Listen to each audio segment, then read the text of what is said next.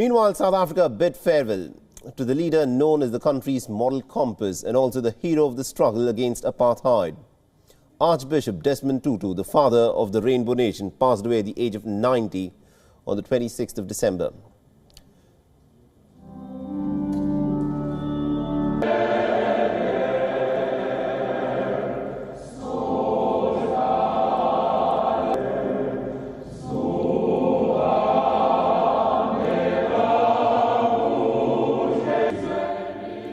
The sun shone brightly after the Requiem Mass as 6 white-robed clergy, acting as pallbearers, wheeled the pine coffin out of the St. George's Cathedral to a house in Cape Town.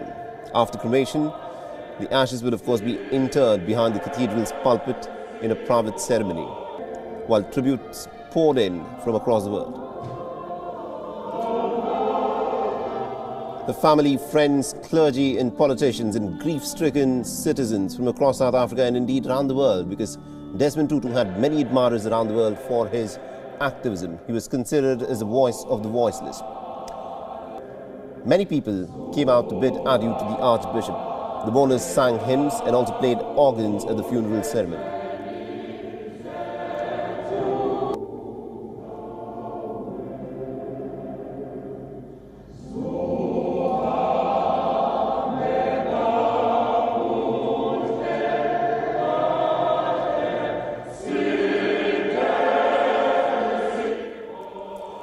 Bidding farewell to the Crusader, South African President Cyril Ramaphosa in his final tribute said that the Archbishop had struggled for justice and equality not just in South Africa, but indeed around the world.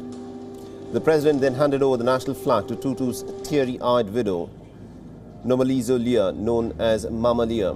She sat in a wheelchair in the front row of the congregation, draped in a purple scarf, the colour of her husband's clerical robes. Archbishop Desmond Tutu was without question a crusader in the struggle for freedom, for justice, for equality and for peace, not only in South Africa, the country of his birth, but around the world as well. Now, Tutu's daughter also paid tributes to the anti-apartheid icon. Standing here representing those who called the one we come to lay to rest, Daddy, Kulu, Malume, Boy, and the one whom he affectionately called Hoho. I'm standing to convey our family's thanks for the many ways in which all of you have stepped forward to tell us of how much you loved Daddy. Now, besides this, young and old South Africans patiently waited to bid farewell to the globally revered icon. The service was of course led by the Archbishop of Cape Town, Thaba Makgoba, and also the Dean of St. George's Cathedral, Michael Wieder. Desmond Tutu turned his cathedral into a refuge for the anti-apartheid activities during the 90s and the 1990s. This was the very turbulent phase when the security forces had brutally repressed the mass democratic movement.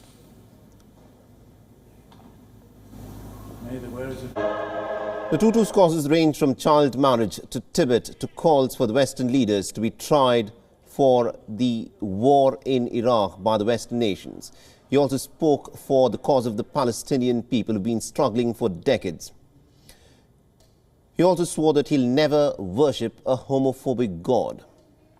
The arrangements for the Archbishop, who was awarded the Nobel Peace Prize back in 1984, were made in accordance with his wishes for a very frugal funeral. The bells have rung pretty much on a day-to-day basis in the last 1 week to honour the late Archbishop Desmond Tutu.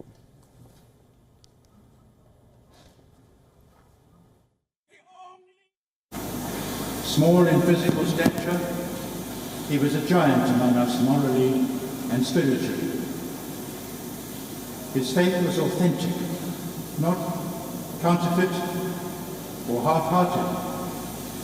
He lived it, even at great cost to himself, in an inclusive all-embracing love. WION is now available in your country. Download the app now and get all the news on the move.